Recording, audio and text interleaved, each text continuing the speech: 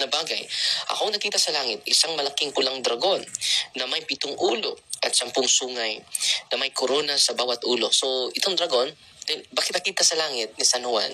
Angel po siya nung una eh. Ang Angel programang po siya. Expose the Truth, mga kaibigan, ay lubos na bumabati sa lahat ng mga nakasubaybay. Anumang oras kayo na nanonood dito sa ating programa, sana po ang Panginoong Diyos ang magbigay sa inyo ng inspirasyon at liwanag sa mga video na ating bibigyan ng reaksyon.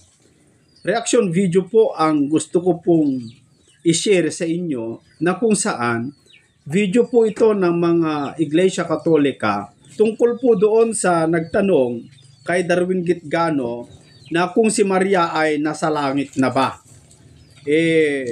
Agad-agad sumagot si Darwin Gitgano, meron na daw.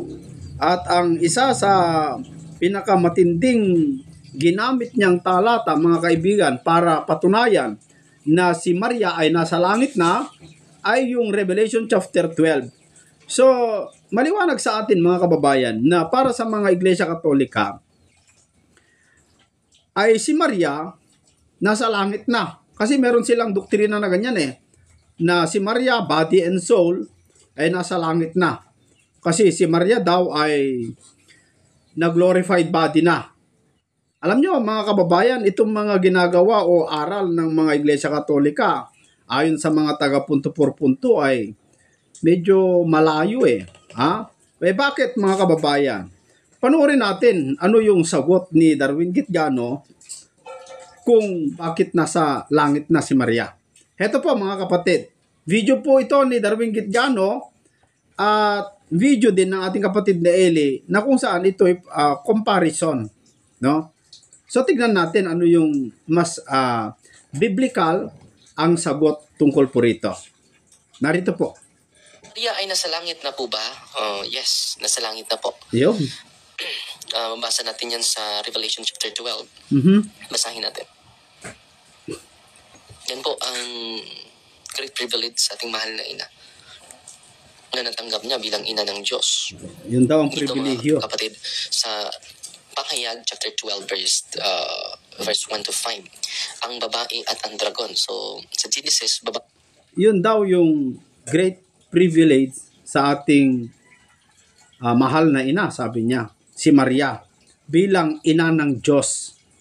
Yung palang salita ni Darwin Gitgano na yun mali na po yun Yung sabihin mo na si Maria ina ng Diyos, mali Bakit? Kasi ang Diyos ang lumikha ng lahat ng mga bagay. Pati si Maria. Paano naging ina ng Diyos si Maria? Si Maria, ina ni Kristo. Alin? Yung katawang tao ni Kristo, yun po yung anak ni Maria. Hindi yung Diyos. O ano pa yung sinabi ni Darwin Gitgano? at ang ahas or ang bitin. And sa end part sa book of the Bible is Revelation, no? Babae din at dragon, no? Pagkatapos nito, isang gilalas na bagay ang nagpakita sa langit. So, ang nakita ni Saint John sa langit, no? Nakita niya sa langit. Nakita ko isang babae na naramitan ng araw at nakatungtong sa buwan. May korona siya sa ulo na may 12 kabituin. 12 stars. No? Yung mga sundalo, mga 5 stars, 4 stars, 12 stars. No? Nakikita ko ito sa ilan. No? May corona siya na 12 stars. Sundalo? Hindi basta-basta itong babaeng ito. Saan na itong babaeng ito? Nasa langit po. Manganganak na siya, kaya dumadaing siya dahil sa matinding sakit. Yan. Pansinin nyo, mga kaibigan. Siya mismo nagsabi, at tama naman, no? Nung nakita ni Juan nasa langit na. Yun din ang sinabi ni Darwin Gitgano na yung babae na nakita ni Juan nasa langit. Gusto ko lang ipapansin sa inyo, mga kaibigan. Yung nakita ni Juan, na ayon din kay Darwin Gitgano sa kanyang nabasa, nung nakita ni Juan yung babae, nasa langit. Nasa langit. Nung nakita ni Juan na nasa langit, yung babae, buntis. Ipapansin ko lang, mga kapatid. Mamaya sagutin natin o ituloy natin. may isa pang gilagilalas na bagay. Ako nakita sa langit, isang malaking pulang dragon na may 7 ulo at 10 sungay na may korona sa bawat ulo. So, itong dragon, bakit nakita sa langit ni San Juan?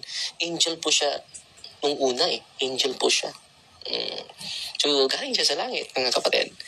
Tinangay ng buntot niya ang ikatlong bahagi ng mga bituin sa langit at itinapon sa lupa. So, itong dragon na ito, yung demonyo. Tumayo ang dragon sa harap ng babaeng mga anak na upang lamunin. Yan. Sabi ni Darwin Giuliano, so yung dragon, yun po yung diablo. Iulit po natin.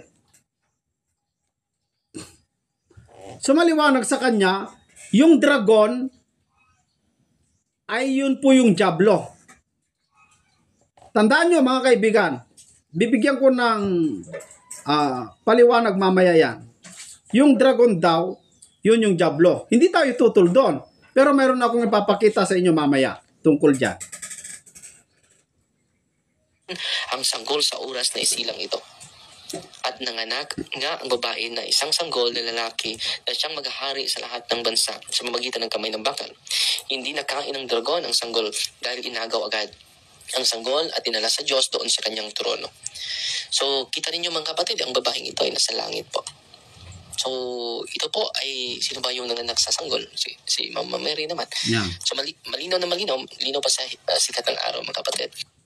So, ang sagot ni Darwin Giuliano, si Maria. Kasi, sino naman ang nanganak ng lalaki?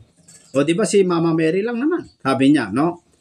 Titignan natin mamaya. Pero, kay kapatid na Eli, ano po yung babae doon sa Revelation chapter 12? Kaunti lamang po ito mga kaibigan kasi kaunti lang naman yung in-upload, itong nag-upload nito. Pero alam ko naman na napakinggan nyo na po yung pahayag ng ating kapatid na Eli kung sino yung babae. Pero pakinggan natin para magkaroon tayo ng idea, no? Ang gusto ko lamang pong ipunto rito ay yung mga sinabi ni Darwin Giuliano. So, pakinggan natin ano yung paliwanag ng ating kapatid na Eli tungkol po doon sa babae sa Revelation chapter 12. Katulad din ba yung sinabi ni Darwin Giuliano na si Maria? O baka iba naman? Panoorin natin. Langit po. So, ito po ay, sino ba yung nanganak sa sanggol? Si Mama Mary naman. So, malinaw na malinaw, linaw pa sa sikat ng araw, mga kapatid. Isang dakilang tanda, isang babae na nararamta ng araw. Ang buwan nasa ilalim ng kanyang mga paa, ang kanyang ulo may isang putong na 12 bituin. At siya, yung babae, nagdadalang tao. Siya'y sumisigaw na nagdaramdam sa panganganak at sa hirap upang manganak. Yung babae nasa langit. No? Nakita niya nasa langit. Tapos bakit nung manganganak nasa lupa naman yung manganganak na babae at nung ang kanyang ipapanganak ay ipanganak na, inagaw. Bakit inagaw? Kasi kaya inagaw, may nakaabang na dragon. Gusto lamunin yung kanyang anak. Yan ang senaryo, kapatid, na hindi yan natupag kay Maria at hindi yan natupag kay Kristo, kapatid. Alam mo kung bakit? Si Kristo nang ipanganak, hindi naman inagaw sa langit eh. Tama. Lumaki nga siya sa Nazareth eh. Oo. No? Pagkatapos after 30 years, nag-umpisa siyang mangaral ng Ebanghelyo.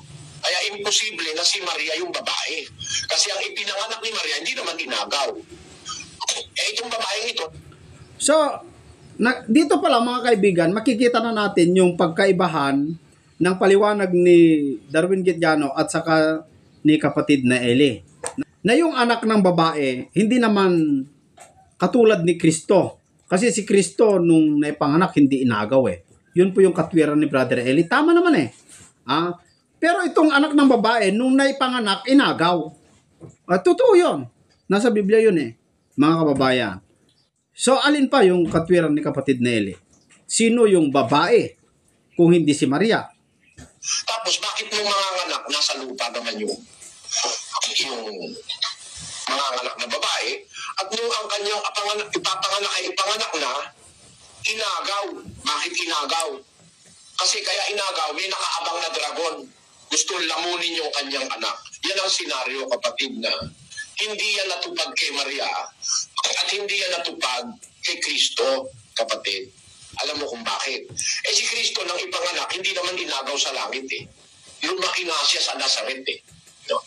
Pagkatapos after 30 years, nag-umpisa siyang mangaral ng Ebanghelyo. Kaya imposible na si Maria yung babae. Kasi ang ipinanganak ni Maria, hindi naman inagaw. Itong babaeng ito, nang maipanganak na yung kanyang anak, inagaw agad. Kasi may nakaabang na dyablo. No? Alamin natin ngayon, sino itong babae na may putong na 12 bituin, nakadamit siya ng araw, ang buwan nasa ilalim ng kanyang paa. Sino ang babaeng ito na manganganak? Pero tandaan mo, kapatid, bago nakita yung babae, pinakita muna yung kaba ng tipan. Kasi nga, itong babae ay tipan ito na manganganak at ang ipanganganak nito, mga Kristiyano. Yung. Ngunit, ang ang Jerusalem na nasa itaas ay malaya na siyang ina natin. Ang ina ng mga Kristiyano, gaya ni Pablo at ng mga taga-Galacia, ay yung nasa taas, na ang tawag ay Jerusalem na nasa itaas. Yung Jerusalem na nasa itaas, yun ang ina natin, yun ang tipan. Basahin natin ang Apokalipsis 21:1. At nakita ko ang isang bagong langit at ang isang bagong lupa, sapagkat ang unang langit at ang unang lupa ay naparam, at ang dagat ay wala na.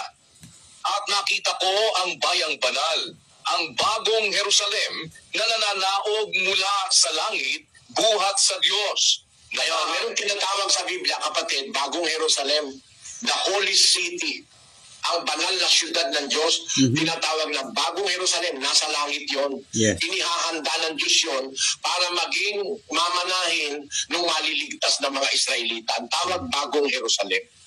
Kaya dalawa Jerusalem, isang Jerusalem na nasa Middle East, isang Jerusalem nasa taas. Ngayon, dalawa ang inilalarawan sa atin.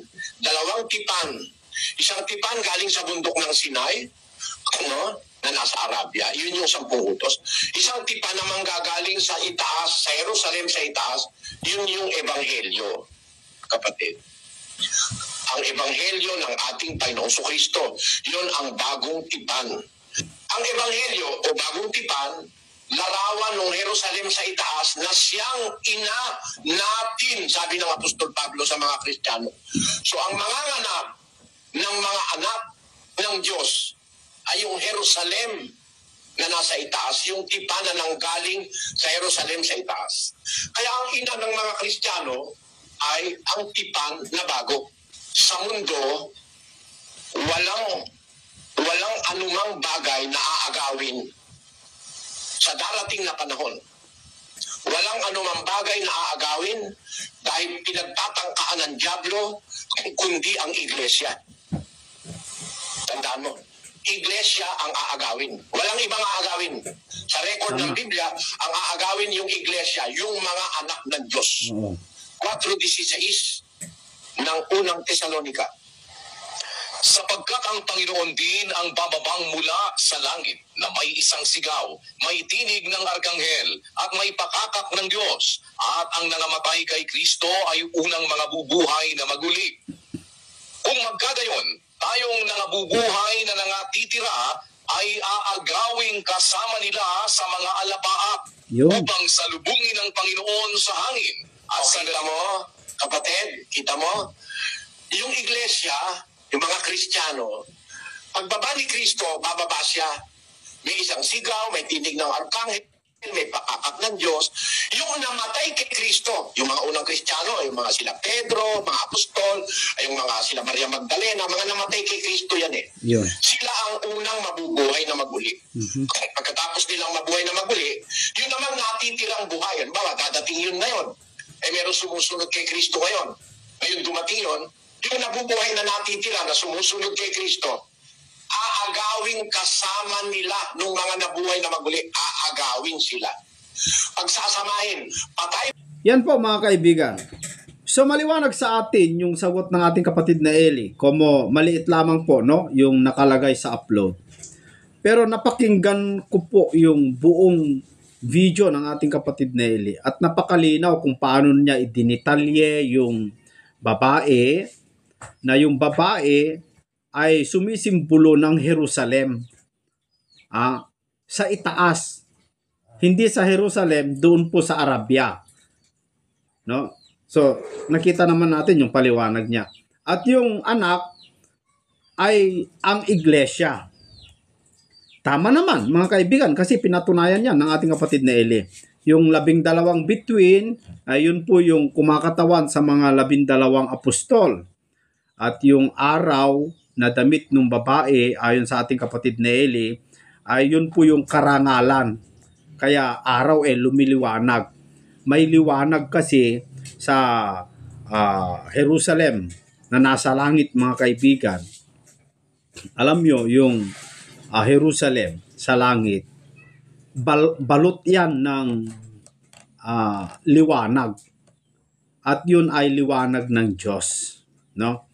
So maliwanag sa atin, magkaiba po sila ng interpretasyon, at mas naniniwala ako doon sa pahayag o paliwanag ng ating kapatid na Eli. Bakit po mga kapatid? Bigyan ko muna ng komento yung sinabi ni Darwin Gitgano, na kung saan, ayon po kay Darwin Gitgano, naniniwala siya, dahil yun ang nakalagay sa talata, na nung nakita ni Juan itong babae na buntis, nasa langit. At itong babae ay nakatungtong sa buwan. Ang pakahulugan ng Iglesia Katolika dyan, yung babae ay si Maria. Ewan ko kung anong paliwanag nila tungkol po sa nakatungtong sa buwan. Pero kung i-analyze natin, tama ang kapatid na Eli Kasi nung nanganak si Maria ay hindi naman po inagaw Hindi naman po inagaw Nung naipanganak ang Panginoong Jesucristo, hindi naman inagaw hanggang sa langit ang paliwanag ng Katoliko dyan, inagaw daw.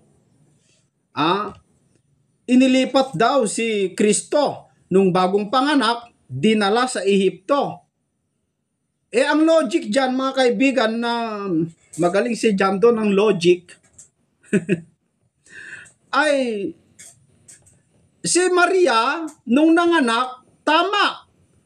Dahil gustong patayin ni Herodes, dinala si Maria sa Ehipto para hindi mapatay. Yun yung paliwanag ng Iglesia Katolika, na si Maria daw, na yung babae sa Revelation chapter 12, nung ipinanganak, inagaw, dinala sa langit. So para sa pakahulugan ng Iglesia Katolika, nung si Kristo ay naipanganak at gustong patayin ni Herodes, dahil siya yung pinakahulugan nilang dragon, inagaw naman itong si Kristo, dinala sa Ehipto. Yung Ehipto, ang pakahulugan yun po yung sumisimbolo ng langit para sa kanila, mga kababayan. Impyerno sa Israel yung Ehipto nung una nung panahon ng mga Israelita doon sa Ehipto, impyerno sa kanila yun mga kapatid. Pero gusto ko lang ipapansin, nung nabuntis si Maria, hindi naman sa langit Pero nung nakita itong si Juan, yung babae na buntis, nasa langit. Kailan si Maria nabuntis sa langit? At nung naipanganak at inagaw itong babae, ay itong anak, dinala hanggang sa langit, ang pakahulugan nila, si Kristo dinala sa Ehipto. Heto, Jando, Darwin Gitgano, i-logic nyo ito. Yung anak sa Revelation chapter 12, nung inagaw, hindi kasama yung ina. Kahit basahin nyo, Revelation chapter 12.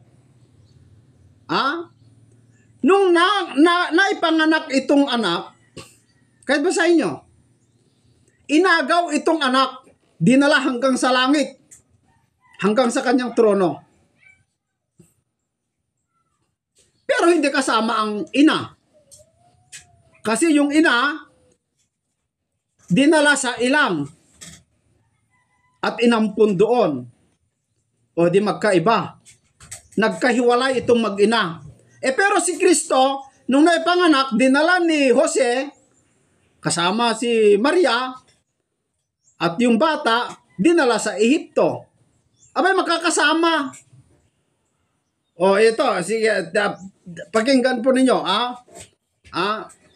Isipin po ninyo mga kaibigan. Kung si Maria at si Kristo yung nasa Revelation chapter 12, at yun yung patunay ni Darwin Gitgano na nasa langit na, dahil nakita ni Juan nasa langit, nakakorona. Ba't nung nakita ni Juan sa langit, buntis? Nung nabuntis ba si Maria, nasa langit? At nung inagaw yung anak, ba't sa Revelation chapter 12, nung inagaw yung anak, nagkahiwalay. Pumunta sa ilang yung babae at yung anak ay dinala sa langit. Dahil gustong sakmalin ng diablo, yung dragon. Pero si Kristo, nung naipanganak at patayin ni Haring Herodes, dinala sa Ehipto. Pero kasama si Jose, kasama si Maria, magkakasama. Dyan pa lang, nakikita na natin yung kawalang pagkaunawa ng interpretasyon ng mga punto por punto na walang kapunto-punto. No? Sabi nga ng iba ay tonto por tonto sana daw mga kaibigan. No? So, makikita natin iba, talagang iba. Ngayon, naniniwala pa si Darwin Gitgano na yung dragon ay ang diablo, yung satanas, dragon. Nagtataka lamang po ako mga kaibigan. No? Nagtataka lamang po ako. Doon sa Vatican, mayroon pong doon sa interior design ng Vatican. Isa sa gusali sa Vatican City. Doon sa interior design niya, nakikita nyo naman sa screen, mukhang ahas. Mukhang ahas. Naniniwala naman ang mga Katoliko na ang ahas sumisimbolo ng demonyo.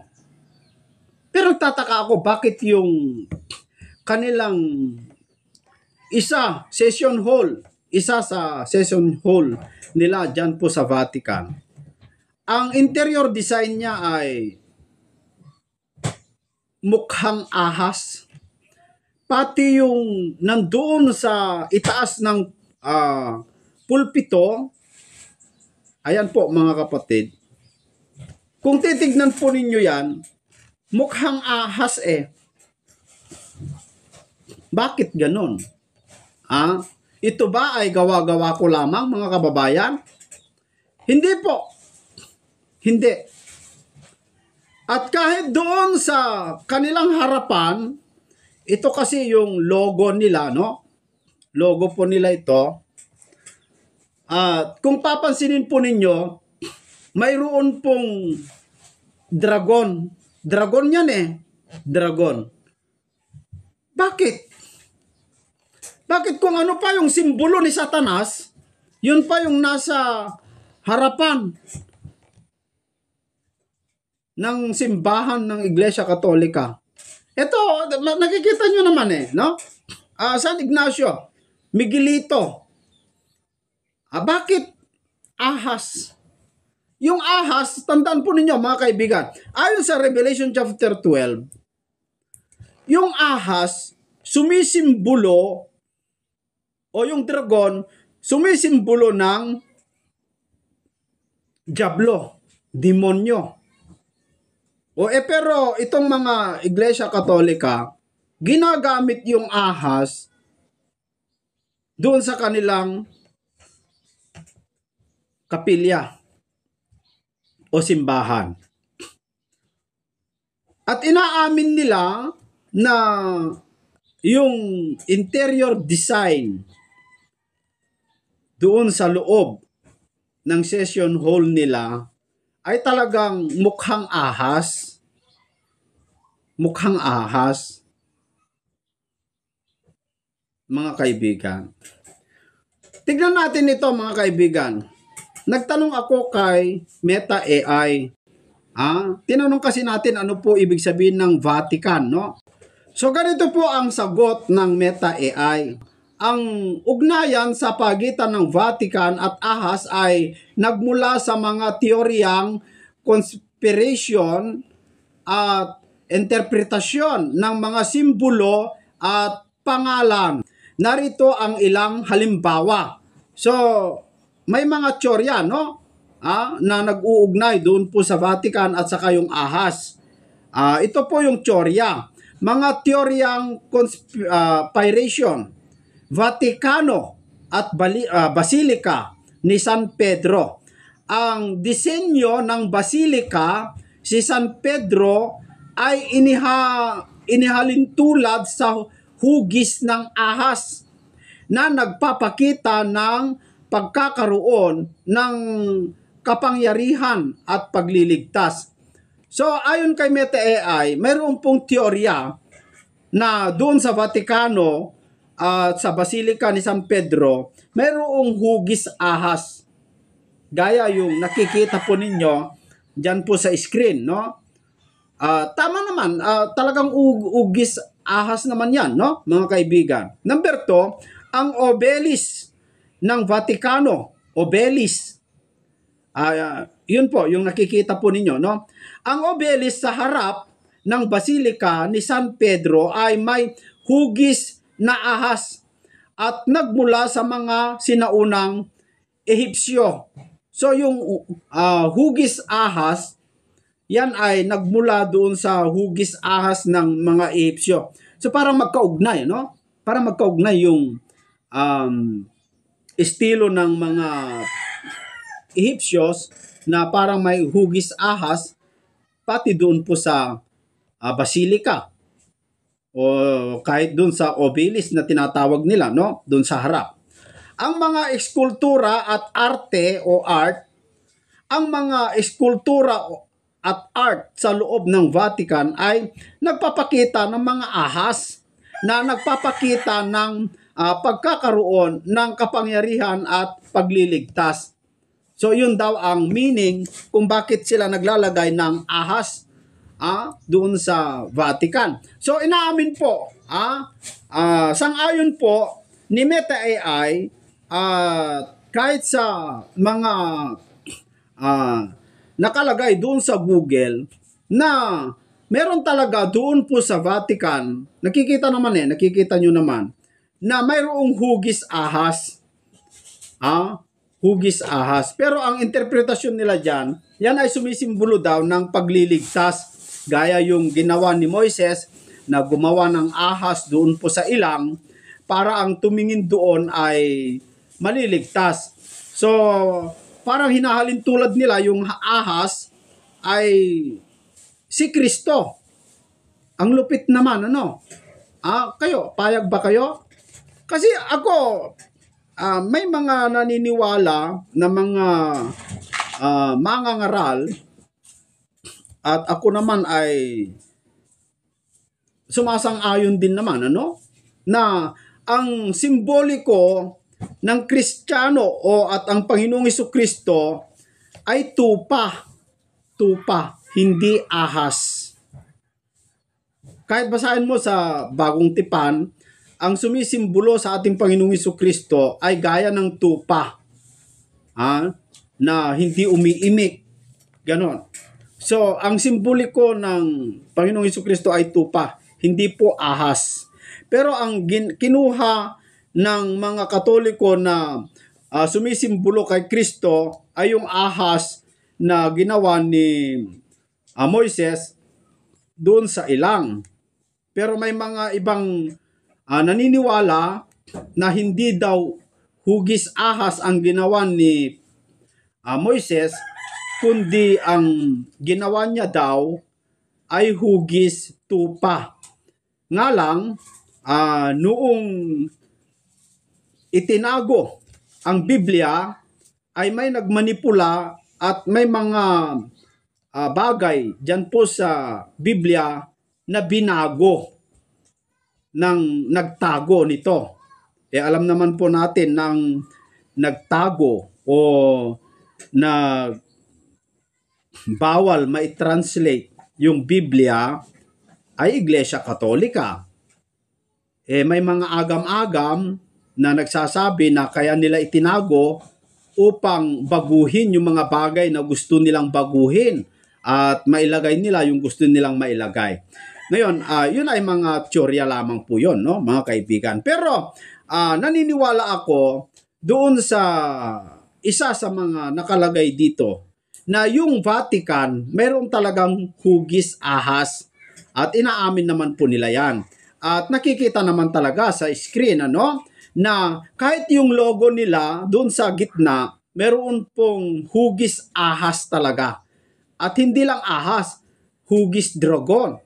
Na alam naman po natin, ayon din kay Darwin Gitgano, na yung dragon ay ang diablo, mga kababayan. So, yan ay, hindi ko naman ipinagpipilit, pero nakakaduda lang.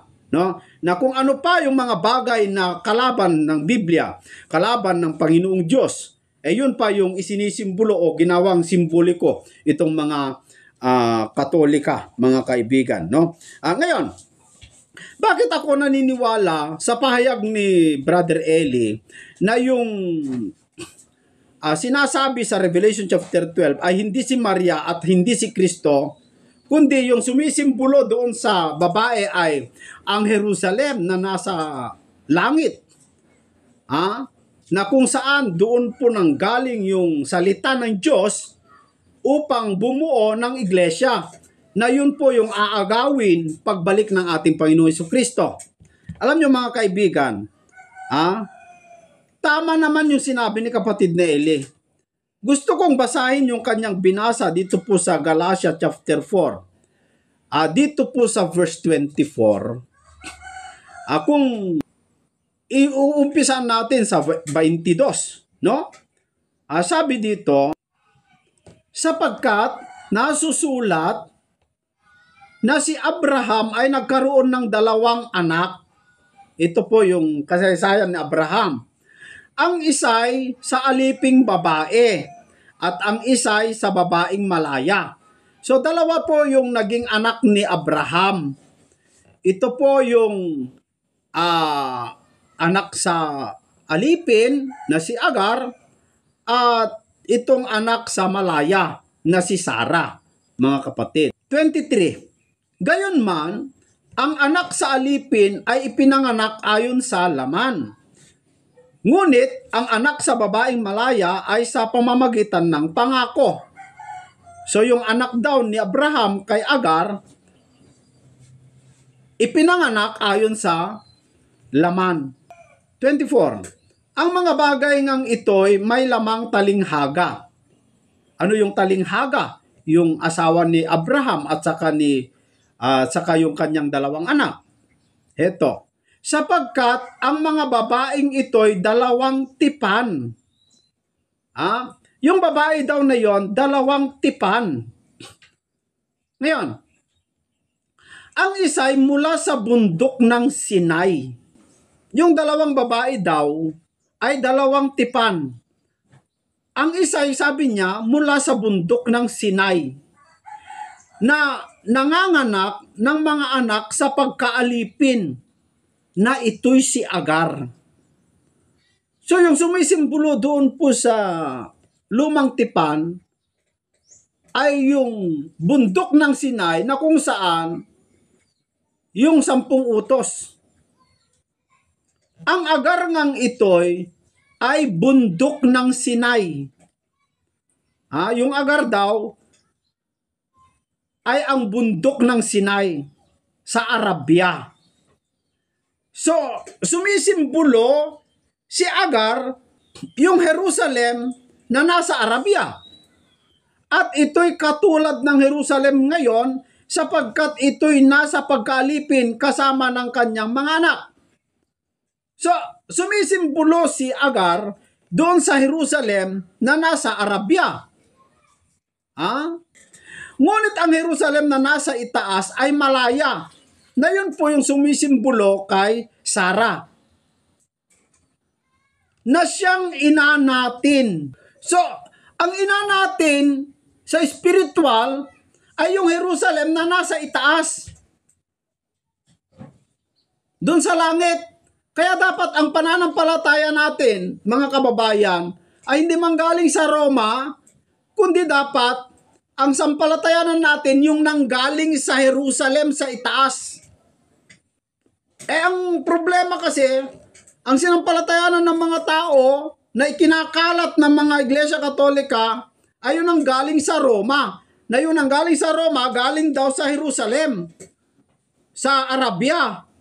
Abay, ang nasa Biblia, ang sinasabi ni Apostol Pablo, hindi na yung nanggaling sa Jerusalem, sa Arabia, ang dapat nating sampalatayanan sapagkat yun po ay sumisimbolo yung lumang tipan, kundi yung nanggaling sa itaas na ina natin, na Jerusalem na nasa itaas. Yun po yung Panginoong Hesukristo yung nanggaling sa itaas. Yun po yung sampalatayanan natin, ang Panginoong Hesukristo, na nanggaling sa itaas, na pinadala ng Diyos. Yun po yung sampalatayanan natin. Yun po yung bumuo sa atin, magpapanganak sa atin bilang isang Kristiyano, mga kababayan. Yung ebanghelyo na galing sa itaas, na ina natin, yun po yung sampalatayanan natin. Yun po yung magpapanganak sa atin bilang isang Kristiyano. At pagbalik ng ating Panginoong Hesukristo, aagawin ang Kristiyano na sumisimbolo doon sa anak ng babae sa Revelation chapter 12. Yan ang maliwanag, mga kaibigan. Hindi yung si Maria daw, dahil nakita ni Juan nasa langit si Maria, kaya yun, nandun na sa langit si Maria. Wala ka namang mababasang si Maria yun Pakahulugan lamang po nila yun. Unang-una, yung babae, hindi po literal yun.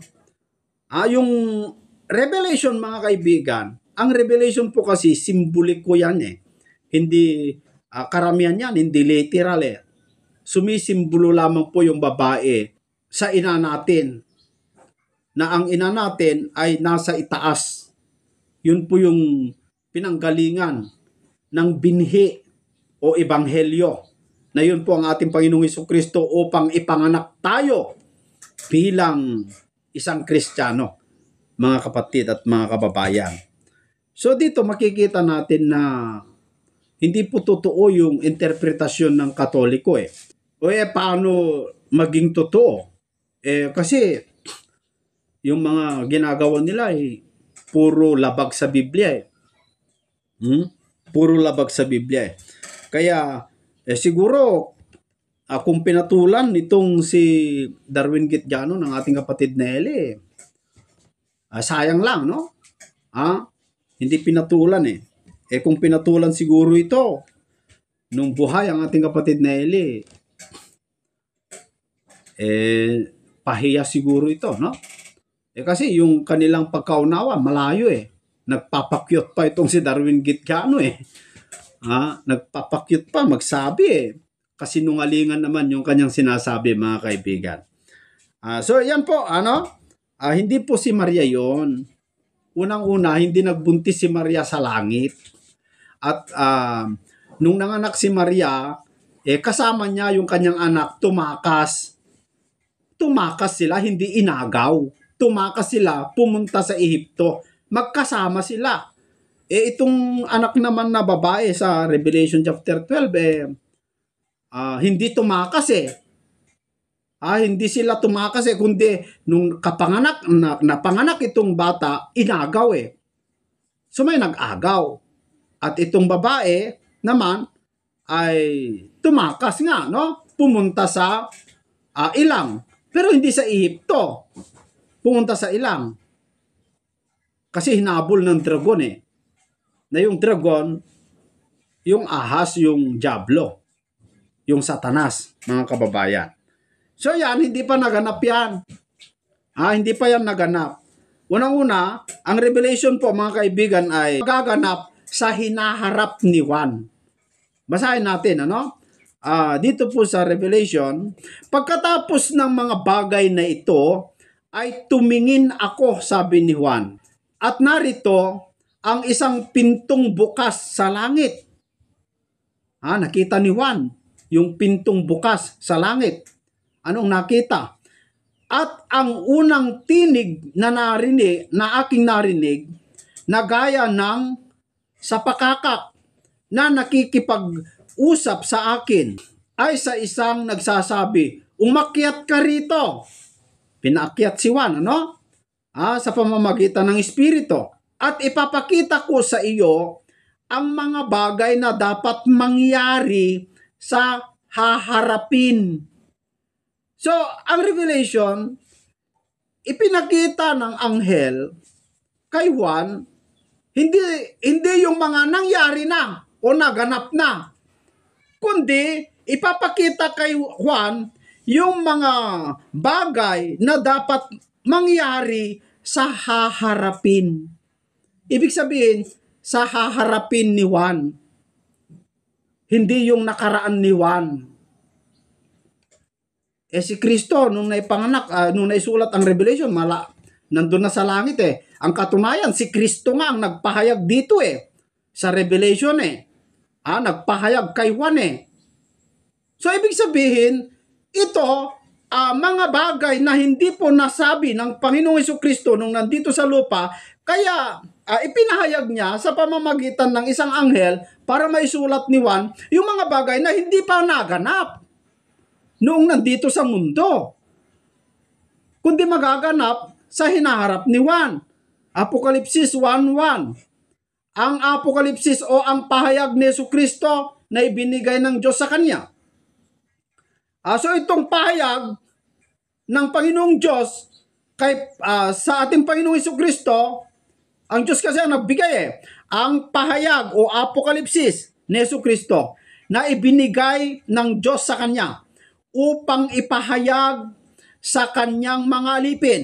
Sa makatuwid ay ang mga bagay na nararapat mangyaring madali. So hindi pa naganap. At kanyang ipinadala at ipinaalam sa pamamagitan ng kanyang anghel sa kanyang alipin na si Juan. Mangyaring madali. Ibig sabihin, hindi pa naganap. Mangyari pa lang. Kung sabihin mo, si Maria yung babae ng anak, tapos na yung istorya ni Maria Nasa langit na nga si Kristo Kaya nga nung nakita ni Juan yung langit, bukas, nakita niya yung 24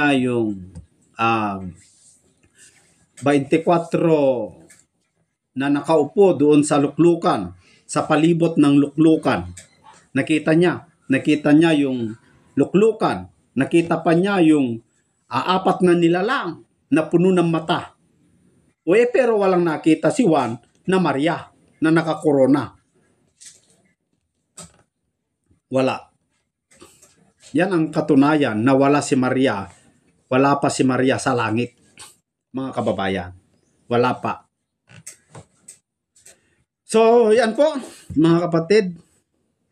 Salamat po sa pananatili po ninyo dito sa ating programang Expose the Truth. Sana ikalat po ninyo ito, i-share nyo. Para makita nila ang katotohanan. Mag-subscribe din kayo mga kaibigan para lagi kayong updated sa mga video na aking isusunod na i-upload. Maraming salamat po sa inyong lahat.